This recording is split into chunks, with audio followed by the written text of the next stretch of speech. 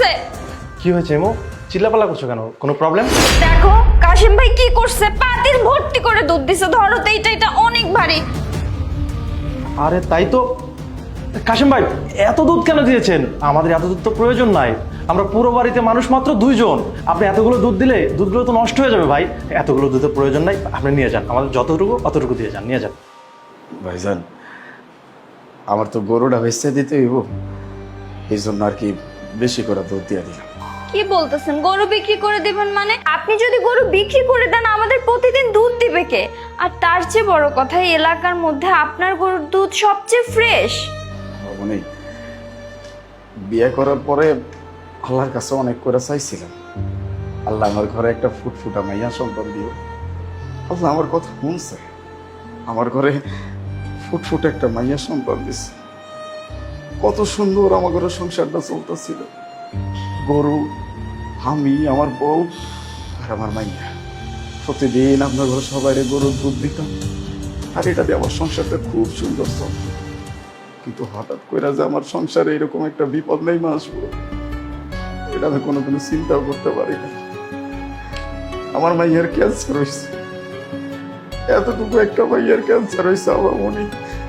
আপনারা তো জানেন আমাদের দেশে ক্যান্সারের যদি উন্নত কোনো চিকিৎসা নিতে যাই কতগুলো টাকা লাগবে।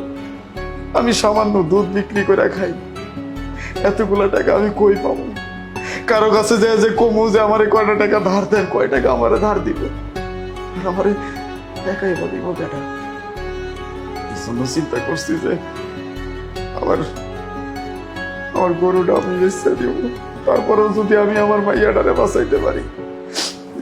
জানেন ভাইজান, আমি আমার মাইয়াটারে নিয়ে হাসপাতালে গেছিলাম, ভালো ডাক্তাররে দেখাইছি। ডাক্তার কইছে আমার মাইয়ার নাকি এই দেশে কোনো চিকিৎসা হইব না, এরা নাকি পারবো না, এরা নাকি ইন্ডিয়া নিয়ে যাইতে হইব। আমি কেমনে যাবো কম? তো আমার কাছে কি এত টাকা আছে?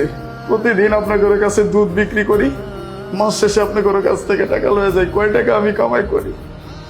ছোট্ট একটা সংসার খুব সুন্দরভাবে চলতেছিল ভাইজান, সবকিছু শেষ হয়ে গেল। আল্লাহ যে কেন আমার জীবনে এত বড় একটা বিপদ দিল, এটা আমি নিজেও জানি না। এর লেগে সিদ্ধান্ত নিছি যে আমার গরুটা আমি বেচা দিব, আমার লালিটারে আমার বেচা দিতেই। আমি জানি এই গরু বিক্রি করে আবার টাকাতে কুলাইবো না, কিন্তু কি করব, চেষ্টা তো করতে পারি। মাইয়াটারে তো নিজের চোখের সামনে আপনি দুইকা মইরা যাইতে দেখতে পারি না। আমার অনেক শখের ভাইয়া, আমি ওরে অনেক আদর যত্নে মানুষ করতেছিলাম বাবা মনি, কিন্তু মাঝখান থেকে যে এরকম একটা কিছু হয়ে যাইব এটা তো আমি জীবনে কল্পনাও করি নাই। তাই আমি সব বাড়িতে কয়ে দিছি যে আমি আর আজকের পর থেকে দুধ দিতে পারব না। সবাই আমি অল্প অল্প করে বেশি দিয়েছি। আপনাকে লগে তো আমার খুব ভালো একটা সম্পর্ক, আপনারা আমারে অনেক অনেক ভালোবাসেন, আমারে অনেক পছন্দ করেন আমি জানি। আমার এই নির্ভেজাল দুধ দেওয়ার কারণে আপনারা সবাই আমার অনেক পছন্দ করেন, কিন্তু আমি আর কোনোদিন আপনাদের এই নির্ভেজাল দুধ দিতে পারবো না। আমার যদি গরুটাই না থাকে আমি আপনাদের দুধটা নিয়ে এসে দিব কই থেকে। আপনারা আমার মাইয়ার জন্য একটু দোয়া করেন, আপনার ঘরে বেশি করে দুধ দিয়ে গেলাম, এটাই আমার শেষ দেওয়া। আমি যাই। কাশিম ভাই, কাশিম ভাই দাঁড়ান। ভাই আপনি কি বলতেছেন? আপনার কেউ নাই মানে? এই যে আমরা আছি, আমি আছি, কোনো সমস্যা নেই ভাই, আপনি কোনো টেনশন করবেন না।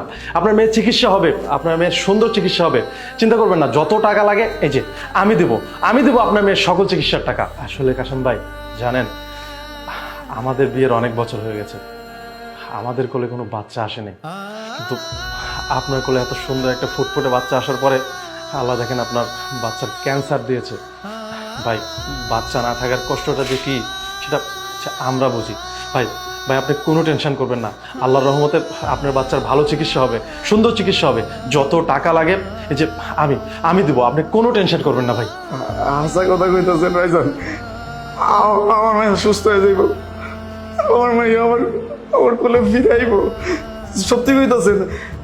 হ্যাঁ ভাই, আপনার মেয়ের চিকিৎসার জন্য যত টাকা লাগে আমি দেবো ভাই, আপনি কোনো টেনশন করবেন না। আপনার যে আমি কি করে ধন্যবাদ জানাবো, আমি ভাষা খুঁজে পাইতেছি না। আল্লাহ আপনার ভালো করুক। আল্লাহ আপনার ভালো করবো। তো কাশেম ভাই, প্রবলেম কিন্তু সলভ হয়ে গেল। এখন কিন্তু গরু বেচা যাবে না। আর হ্যাঁ, প্রতিদিন নিয়ম করে আমাদের বাসায় কিন্তু দুধ দিয়ে যাবেন, ভুল যেন না হয়, ঠিক আছে? জি আপামনি, অবশ্যই। আমি তাইলে আজকে যাই। আসসালামু আলাইকুম। ওয়ালাইকুম আসসালাম।